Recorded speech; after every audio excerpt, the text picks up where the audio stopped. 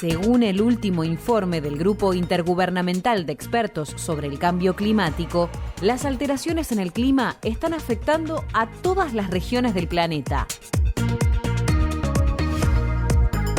Muchos de los cambios observados no tienen antecedentes en cientos de miles de años. Por ejemplo, el aumento continuo del nivel del mar. Sin embargo, el texto vuelve a señalar que si se pudiese lograr una reducción sostenida en las emisiones de dióxido de carbono y de otros gases de efecto invernadero, el cambio climático se podría limitar. Como en los informes anteriores, los investigadores vuelven a advertir que si el aumento de la temperatura en la próxima década fuese mayor a 1,5 grados, los efectos serían catastróficos. Agudización de los incendios forestales, intensificación de las lluvias torrenciales e inundaciones y aumento de las sequías extremas. El aumento de la temperatura tendría un enorme impacto sobre la producción de alimentos, fundamentalmente en regiones sensibles como Latinoamérica o el Mediterráneo, y esto tendría consecuencias en lo social y lo político, tanto que si los estados no adoptan las medidas necesarias, en una década, más de 130 millones de personas caerían en la pobreza extrema. Incluso si el aumento se frenara en 1,5 grados, el aumento de habitantes urbanos expuestos a la escasez de agua aumentaría en 350 millones para el 2050. Lamentablemente, este sexto informe del Grupo Intergubernamental de Expertos sobre el Cambio Climático vuelve a confirmarnos que nuestro futuro está hoy más que nunca en manos de las políticas que adopten los gobiernos de todos los países. La ciencia vuelve a darnos una mala noticia. Los líderes y gobernantes del mundo tienen ahora la palabra. Hace 1 año y medio aproximadamente hemos atravesado el mundo entero una pandemia, como bien lo dice el término. Una pandemia que tiene un final todavía incierto y que ha afectado no solo a la población en general, nos ha puesto a todos mucho más vulnerables, sino también al sistema de salud. También hay una otra pandemia, podemos decir, invisible o que no queremos ver, que es el cambio climático, que también de alguna manera implica al sistema sanitario de varias maneras, no solo por lo que el sistema sanitario emite a la atmósfera, sino también por las consecuencias o la debilidad que podría llegar a tener también el sistema sanitario con esta problemática que es el cambio climático. Para eso voy a leer exactamente con quién estoy conectada vía Zoom. Está en México. Ella es Andrea Hurtado Epstein, desde, como dije recién, la Ciudad de México. Es integrante de la Organización Internacional Salud Sin Daño y específicamente es coordinadora del programa Cambio Climático para América Latina. Hola Andrea, gracias por atendernos. Hola Gaby, encantada. Muchas gracias por la invitación. Hay un dato muy interesante con respecto al sistema de salud que me gustaría que lo cuentes. ¿Qué cantidad de gases de efecto invernadero emite todo el sistema sanitario global? Es una buenísima pregunta y qué bueno que hiciste el contexto de la pandemia, porque en efecto la pandemia por COVID-19 puso de manifiesto como nunca antes los vínculos entre cambio climático y salud, y lo solemos pensar mucho desde la perspectiva de la vulnerabilidad del sector de la salud ante los distintos impactos del cambio climático, pero de lo que hablamos muy poco es del sector salud como fuente de emisiones, es decir, como una contribución muy significativa al problema. ¿Qué tan significativa? Pues desde 2019 Salud Sin Daño hizo una primera estimación global y lo que hallamos fue que el sector salud representa alrededor de 4.4% de las emisiones globales netas. Para ponerlo en contexto, si el sector de la salud fuera un país, sería el 5º emisor más grande del mundo, más que todas las emisiones, por ejemplo, de un país como Alemania. Entonces es, en efecto, uno de los más grandes contribuyentes en términos de sectores al cambio climático. Y sé que ustedes desde la organización Salud Sin Daño propusieron una guía que tiene 7 pasos, si mal no leí, con respecto a la forma que podría el sistema sanitario global de todo el mundo descarbonizar, es decir, llegar a emisiones netas cero de acá a 20, 30 años. ¿Cómo es eso? Así es, pues de entrada el planteamiento, y para darles un poco de contexto, ante esta crisis multidimensional y verdaderamente global que es el COVID-19, que nos da una probadita nada más de lo que podríamos estar enfrentando como impactos del cambio climático si las cosas permanecen como son, pues crece esta necesidad apremiante de que el sector salud, como todos los demás sectores de la economía, se alineen con el Acuerdo de París. ¿Qué significa esto? En 2018, el Panel Intergubernamental de Cambio Climático o Grupo de Expertos Internacional sobre Cambio Climático nos dice que para evitar un cambio climático catastrófico tenemos que limitar el aumento de la temperatura promedio global a 1,5 grados centígrados para finales de este siglo. Y que la única manera de lograr eso es alcanzar emisiones netas cero para 2050. Entonces tenemos la ruta trazada clarísima. No podemos pasar de 2050 sin haber llegado a cero emisiones en todos los sectores de la economía. El trabajo que hizo Salud Sin Daño y el que presentamos en abril a nivel global y hace unos días en América Latina, la versión en español, es precisamente una hoja de ruta que nos marca cómo el sector de la salud puede llegar a cero emisiones en 2050 y, muy importante decirlo, sin en ningún momento comprometer la calidad de la atención en salud. Es más, al contrario, aumentando la equidad en salud, tanto en términos de la cobertura y el acceso, como de la calidad de los servicios médicos, los servicios sanitarios, sino también logrando una mayor resiliencia de los sistemas de salud, porque no podemos ya desacoplar la parte de la mitigación, la parte de reducción de las emisiones de gases de efecto invernadero, de la preparación para aquellos impactos del cambio climático que son ya inevitables. ¿Cuáles son las fuentes de mayor emisión dentro del sistema de salud? La hoja de ruta encontró que el 84% de las emisiones climáticas del sector salud provienen del consumo de combustibles fósiles. Esto es, de la quema de combustibles en las operaciones de los establecimientos de salud, en la cadena de suministro y en la economía en general. Esto incluye carbón, petróleo, gas para abastecer a los hospitales con energía, los viajes relacionados con el cuidado de la salud y, por supuesto, la fabricación y transporte de los productos y los equipamientos utilizados en el cuidado de la salud. ¿Y de qué manera podría entonces eso disminuir y llegar a cero de acá a 20, 30 años? Pues lo que propone en la hoja de ruta es cómo, a partir de la línea base que es qué estimamos si no hubiera acción dentro y fuera del sector de la salud, estimamos que para 2050 sin acción, las emisiones del sector se van a más que triplicar para 2050. Esto, para ponerlo en contexto, es equivalente alrededor de las emisiones anuales de 770 centrales eléctricas de carbón. Entonces, para llevar esa estimación en 2050 a cero, la hoja de ruta propone 7 acciones de alto impacto que tienen que ver con abastecer al sector salud, por supuesto, con energía eléctrica limpia y renovable en un 100%, con cambiar a medios de transporte sostenibles, con abastecer también al sector con productos alimentarios saludables, cultivados de manera sostenible, incentivar la fabricación de productos farmacéuticos bajos en emisiones, etc.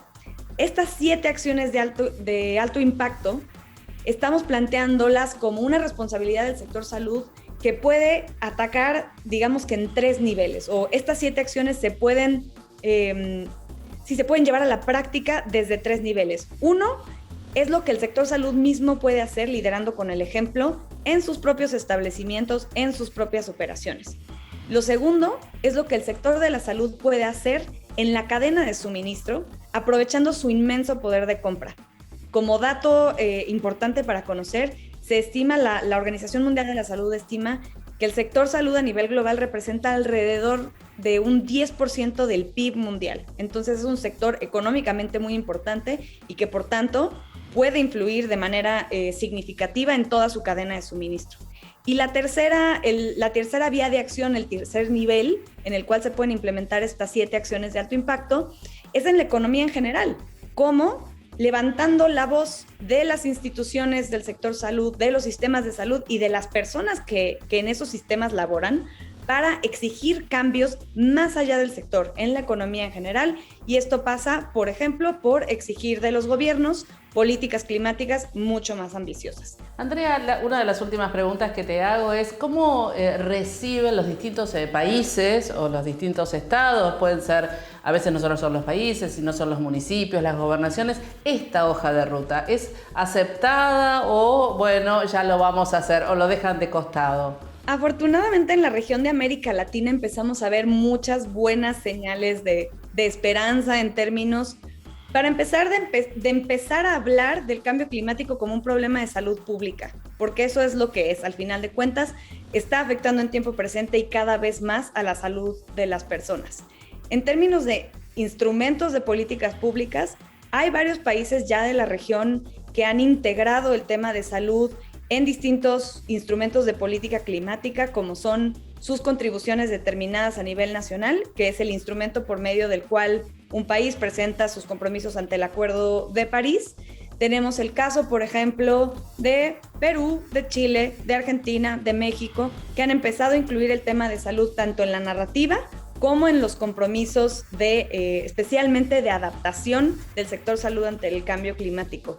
El caso de Argentina es muy emblemático porque es el primer país, no solamente de la región, sino del mundo, en incluir en la NDC, en esta segunda NDC que actualizaron a finales del año pasado, no nada más temas de adaptación, sino también una medida prioritaria para estimar las emisiones de gases de efecto invernadero del sistema de salud argentino y empezar a tomar medidas para reducirlas. Este es, como decía, emblemático porque es el primer país del mundo en hacerlo. Vemos también en otros países como en Chile, como en Colombia, que se empieza a tener el mandato legal para desarrollar un plan sectorial de cambio climático para el sector de la salud que incluye tanto mitigación como adaptación. Entonces, poco a poco empezamos a ver este movimiento en la región, también en los gobiernos subnacionales, y pues creemos que esta hoja de ruta es un punto de partida que les puede servir para elaborar sus propios planes a nivel nacional o subnacional. Clarísimo, Andrea, y te agradezco mucho por esta conversación que tuvimos y por supuesto muchísimas gracias por estar en nuestro programa Ambiente y Medio. Muchas gracias y saludo desde acá a todos los mexicanos. Al contrario, gracias a ustedes. Gracias, Andrea, nuevamente, y nosotros seguimos con más Ambiente y Medio. ¿Todavía no pudiste ver Punto de No Retorno? Ingresa a www.fundacionambienteymedio.org y mira el primer documental argentino sobre el cambio climático en nuestro país. Punto de No Retorno, un documental de Sergio Federovisky y Fundación Ambiente y Medio. Punto de No Retorno, porque estamos ante una crisis climática, pero no es el fin del mundo. Es el fin del mundo tal como lo conocemos. Seguimos con más Ambiente y Medio, periodismo al natural.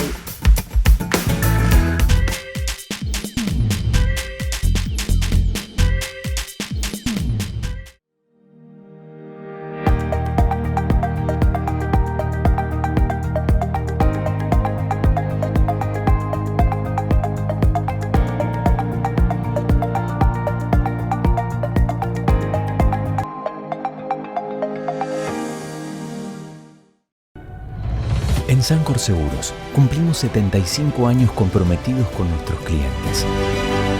Sancor Seguros. Estamos.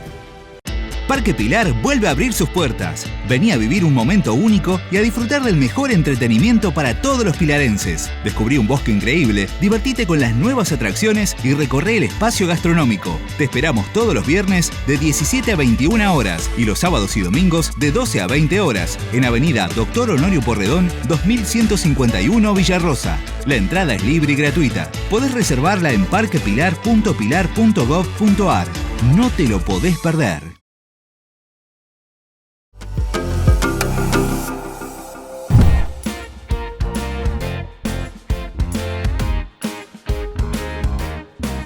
Bueno, me encuentro en Concordia, Entre Ríos, y me invitaron a darme una vuelta por acá. el establecimiento La Angélica, que además de ser un hermoso lugar para visitar, tiene algunos puntos de conservación natural.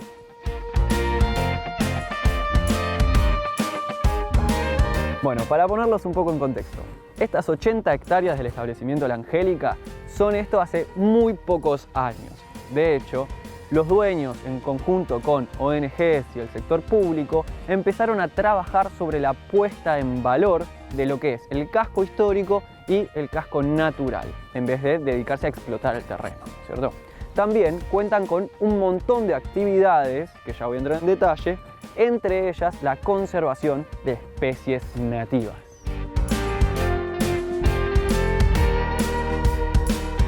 Una de las actividades que se pueden realizar en este lugar, por ejemplo, es el senderismo. Este lugar cuenta con distintos senderos. Acá estamos en la puerta de uno, el cual dura 2 horas y media, y no voy a entrar a hacer el recorrido con ustedes por más que quiera, aunque quizá después lo haga yo solo, no lo sé.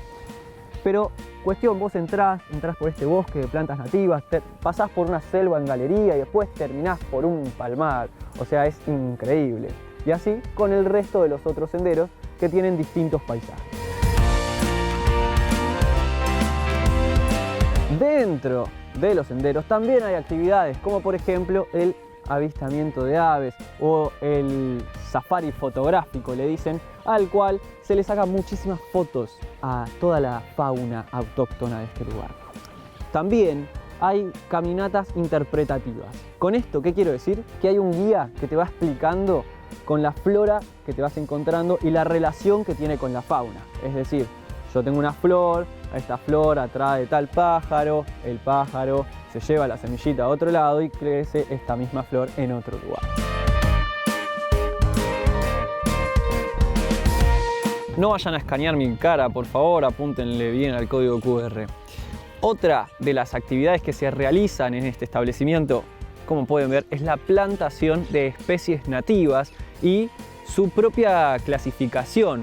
Esto está hecho para que aquellas personas que quieren recorrer el lugar sin guía o que vienen por mero entretenimiento y se encuentren con diferentes especies, puedan saber de qué especie se trata, cuáles son sus características. Y hablando particularmente de la palmera yatay, este lugar está lleno.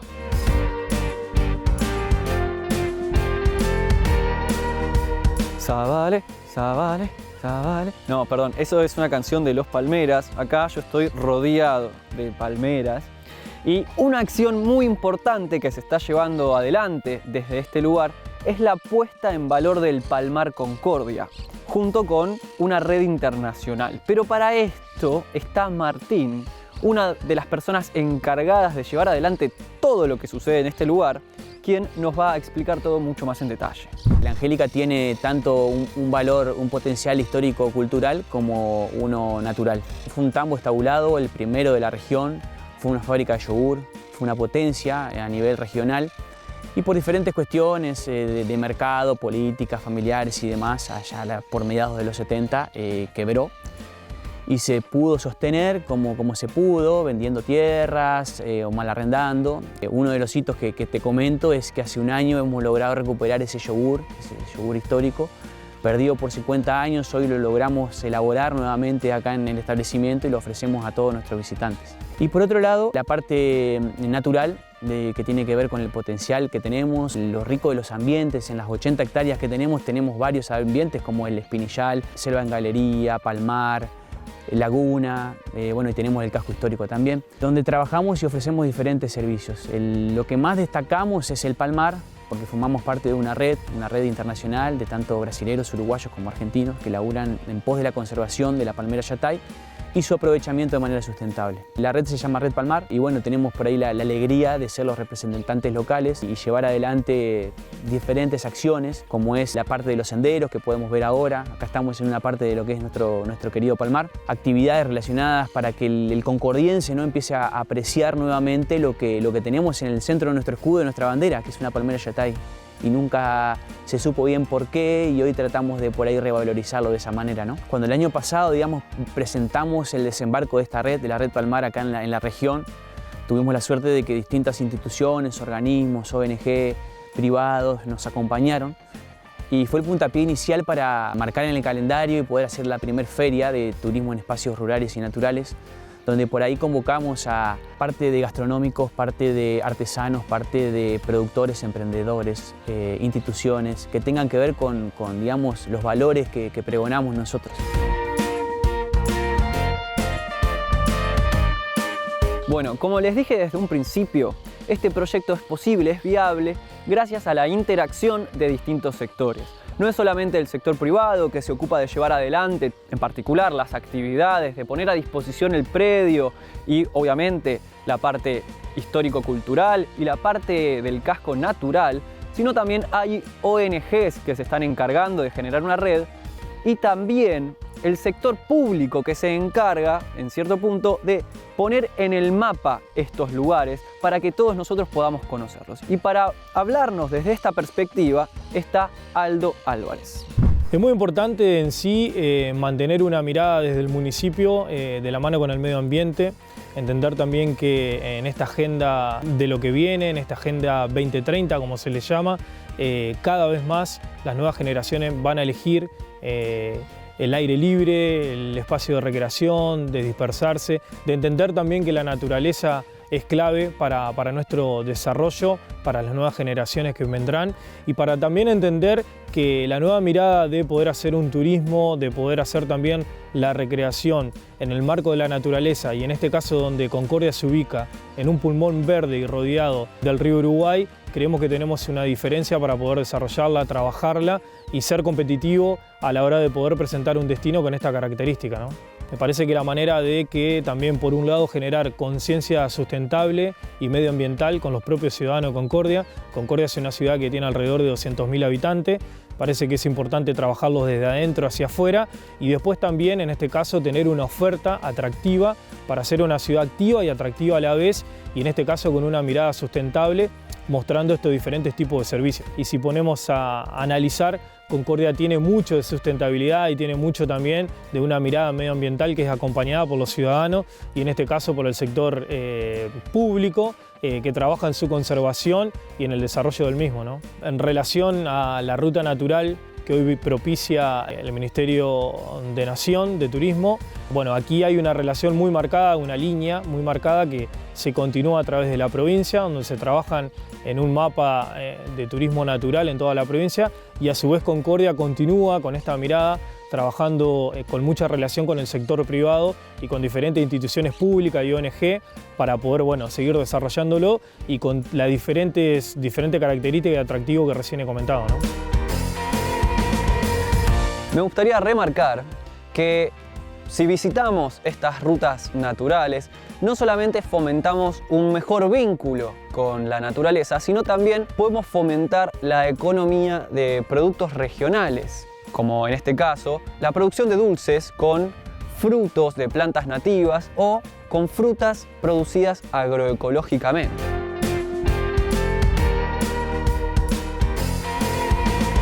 Obvio que sobre gustos no hay nada escrito, pero me gustaría comentarles que yo a mi hora de vacacionar siempre elegí destinos con recorridos naturales, porque son los que más me gustan, tanto a nivel paisajístico como en cuestión de actividades. Y además generamos otra relación con nuestro entorno. Tanto aprender de las especies, tanto de plantas como de animales que hay en las zonas, está bueno. Y si llegan a ir a un parque nacional, me gustaría hacer algunas recomendaciones, no solo para los parques nacionales, en general también. Si hacen fuego, que sea en los lugares que están determinados para hacer fuego. Si ven una columna de humo, sí, los estoy retando, si ven una columna de humo, avísenle a los guardaparques o a las autoridades y ni se les ocurra dejar basura. La ponen en una bolsita y se la llevan con ustedes hasta el lugar de disposición. Ahora sí, recorran los lugares naturales que están buenísimos.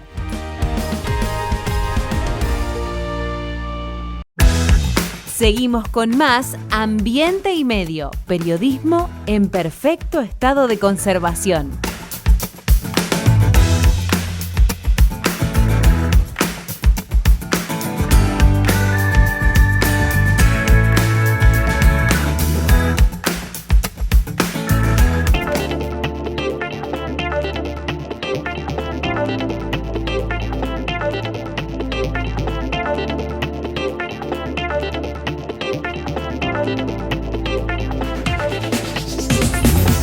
Porque sabemos de ambiente y sostenibilidad, podemos ayudarte a producir y desarrollar tus actividades de manera sustentable. Greenco, servicios de asesoramiento ambiental. Dicen que lo único permanente es el cambio. Cambiamos las etapas, los caminos, los horarios y ese tiempo para amar. Pero hay cosas que no cambian, como esa promesa de estar. Podés asegurar el auto, la casa y Firulais, pero hay un seguro que nadie te da, un seguro para cambiar. Entonces, mientras todo siga cambiando, seguimos con vos, para no dejar de cambiar. Rus, seguros para cambiar. Cuando elegís papel Ledesma, elegís un consumo responsable. Porque nuestro papel se elabora a partir de la caña de azúcar, un cultivo renovable año a año. Elegí Ledesma, elegí cuidar el ambiente. En Sancor Seguros cumplimos 75 años comprometidos con nuestros clientes. Sancor Seguros, estamos.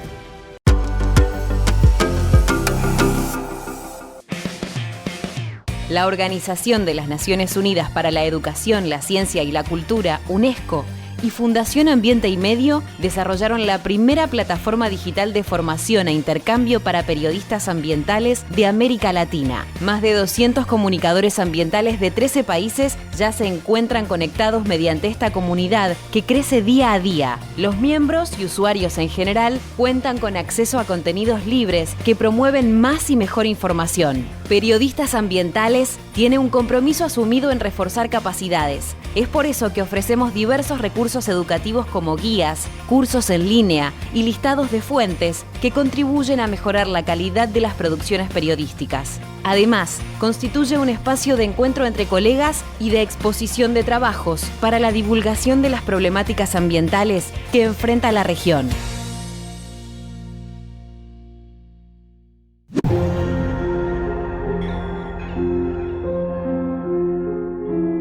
El mundo de la naturaleza, pero en particular el reino animal, está repleto, plagado de particularidades, detalles, cosas para contar que hacen de este reino algo único. Dentro del reino animal tenemos una especie que en los últimos años se ha convertido en objeto de estudio, de observación, de admiración, a lo largo y a lo ancho de todo el mundo, en donde la Argentina, como en la gran mayoría de las cosas, no es la excepción. El avistaje de aves se ha vuelto un fenómeno muy practicado, como digo, en todo el mundo, y es por eso que se han desarrollado centros de observación de aves, clubes y demás. Yo sigo aprovechando mi visita a Salta y estoy en la Villa San Lorenzo, a 15 minutos de la ciudad de Salta, en un centro de conservación de aves donde vamos a practicar el avistaje de aves. Vamos a estar contando muchísimas cosas, muchas aristas que tienen que ver con esta práctica, lo económico, lo natural, el ejercicio de la paciencia y muchas cosas más, así que los invito a avistar aves conmigo.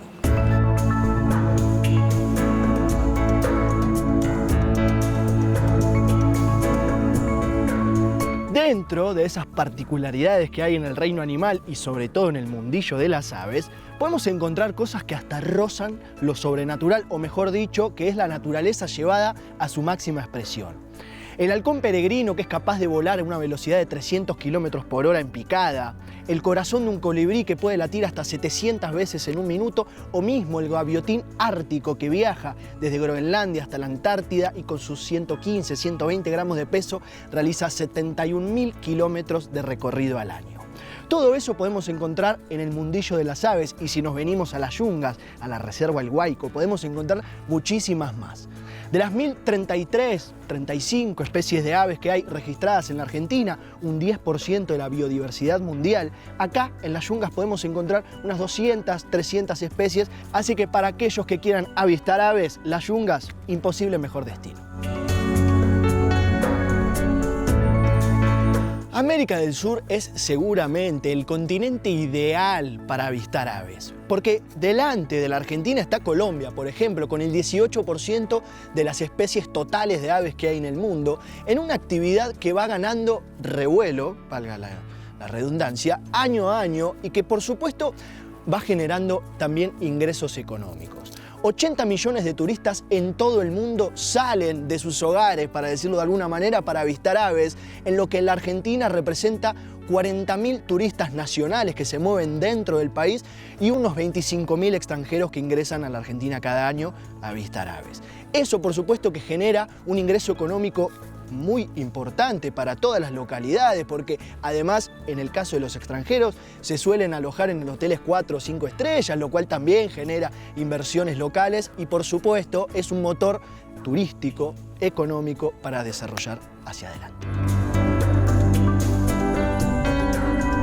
Salta, la linda, no es cualquier lugar para realizar esta actividad, es de hecho la provincia para llevar a cabo el avistaje de aves, porque sin ir más lejos, es la provincia donde se registró la mayor cantidad de aves que hay en la Argentina, casi 570, en las que encontramos al cóndor andino, al carancho, al jote cabeza colorada, al jote cabeza negra, al jote real, al mismo halcón peregrino, al mismo colibrí y centenas de especies que conforman a este lugar como una meca para los avistadores de aves. Tanto es así que en noviembre aquí se realiza la Semana de Aves, en la que se desarrollan diferentes charlas, actividades para promocionar esta actividad y en las que, sin ir más lejos, en 2019 en una sola semana se registraron 415 especies de aves. A eso le sumamos que en octubre se realiza el Gran Día de Observación de Aves en casi todo el mundo, en otro evento para promocionar esta actividad de avistaje de aves. Desde mi humilde lugar como inexperto en la materia voy adentrándome en lo que es el avistaje de aves y desde mi humilde lugar les recomiendo hacer lo mismo.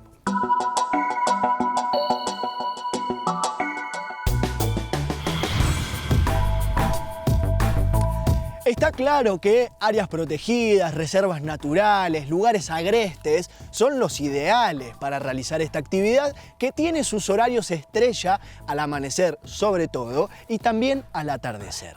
Era una actividad que no necesita grandes gastos de inversión para poder iniciarse en ella. Está la típica imagen del turista avistador de aves con cantimplora, binoculares, mochila, borcego, cámara de fotos. La realidad es que eso no es indispensable ni necesario porque, por ejemplo, se pueden avistar aves hasta en un balcón en la calle Riobamba en pleno microcentro. Lo que hace falta es deseo y sobre todo un poco de paciencia, porque es una actividad que desarrolla justamente el uso de la paciencia y también trabaja un poco la ansiedad, algo que todos venimos necesitando un poquito. Me encuentro caminando en el sendero principal, hace un ratito anduvimos por el sendero Los Helechos y paré acá para contarles lo siguiente. Estamos en una altura promedio de 1500 metros sobre el nivel del mar y como bien sabemos, la selva tiene diferentes estratos, diferentes niveles para graficarnos de alguna manera que van cambiando de acuerdo a la altura.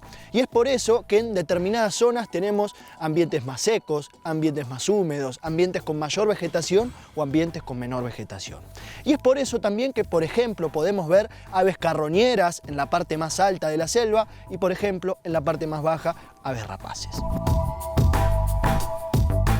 Las selvas de montaña siempre han sido muy atractivas para las aves. Considera que tenés un rango de alturas muy importante. Las selvas de montaña van desde los 400 metros hasta casi los 3000 metros, con 3 o 4 diferentes tipos de hábitats. La selva pedemontana, la selva principal, que es donde estamos ahora, el bosque montano, y los pastizales de altura, que bueno, algunos lo consideran como parte de la selva, otros no, pero bueno, es una cuestión biogeográfica de algunos autores, y todo eso hace que haya una oferta de alimentos y una oferta de lugares para nidificar a distintas alturas, en distintos lugares, distintas humedades, lugares más densos donde pueden vivir aves como el chululú escondidas en medio del bosque, que caminan en lugares muy oscuros, hasta cóndores, el picaflor enano, que es el picaflor más chiquito de Argentina, que viene desde Bolivia a anidar acá durante los veranos y busca flores. Entonces tenemos una variedad impresionante de ambientes, de oferta de alimento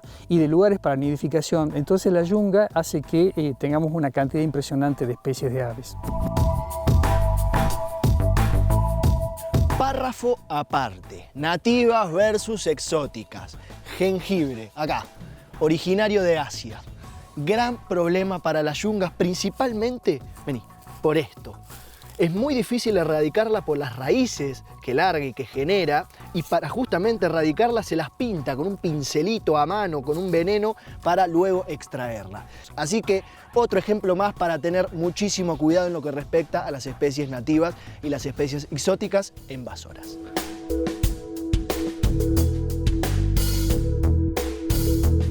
Dentro de San Lorenzo, localidad que está rodeada por 4 reservas naturales, además de la reserva El Huayco, que recién estábamos visitando para avistar aves, tenemos la reserva Las Yungas. Un clima más seco que el del Huayco, por eso tenemos en el Huayco un clima más selvático que permite avistar un caudal mayor de aves, pero acá tenemos, por ejemplo, 4 senderos que permiten avistar no aves, sino especies autóctonas de plantas. Y dentro de esos senderos tenemos el sendero estrella, que es el Cerro Elefante, el cual tiene una dificultad interesante para aquellos ambiciosos, que termina en la punta de un cerro y desemboca en una actividad de parapente. Para aquellos amantes de la altura, Reserva Las Yungas es una buena oportunidad. Bueno, nosotros desde la municipalidad buscamos dar el ejemplo de a poco con el trabajo que hacemos en casa, por eso tenemos esta pequeña reserva municipal, son 60 hectáreas, donde estamos generando, digamos, a través de un plan de manejo, distintas actividades en pos de la conservación. Estamos haciendo actividades para replantar, digamos, especies nativas, combinando también con actividades contra las especies que no son nativas, buscando que se preserve, digamos, el bosque, la fauna, la flora, y mucho de sensibilización y educación ambiental. Enseñamos también o buscamos sensibilizar al turista cómo tiene que comportarse en estos espacios naturales, y bueno, es mucho el camino que hay que recorrer todavía, pero creemos que vamos en la dirección correcta.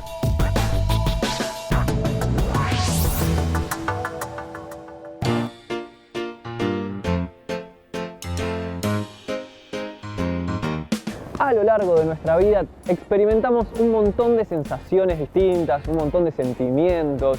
Cada situación que atravesamos nos pone de una forma distinta. Por eso, en el día de hoy les quiero recomendar The Magnitude of All Things. En castellano sería La magnitud de todas las cosas. Es un documental de Jennifer Abbott que relaciona una historia personal de ella con el cambio climático.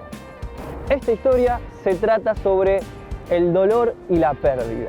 Dicen que es una de las sensaciones, una de las experiencias más difíciles de atravesar en nuestra vida y que todavía nos falta atravesar esta sensación con el cambio climático. ¿Qué nos pasa a nosotros cuando una parte de nuestra vida ya no está más?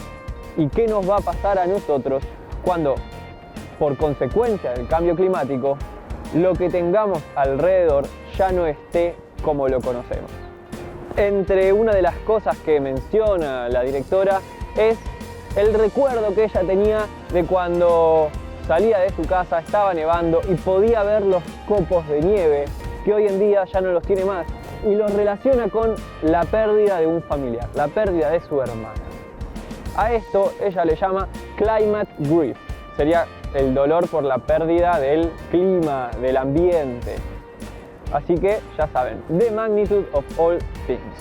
Y bueno, miren lo que es este lugar, está tremendo, pero además les quería pedir que nos sigan en las redes sociales, @Fundación Ambiente y Medio. Pueden volver a ver el programa entero en YouTube o en la web ambienteymedio.tv. Nos vemos la próxima.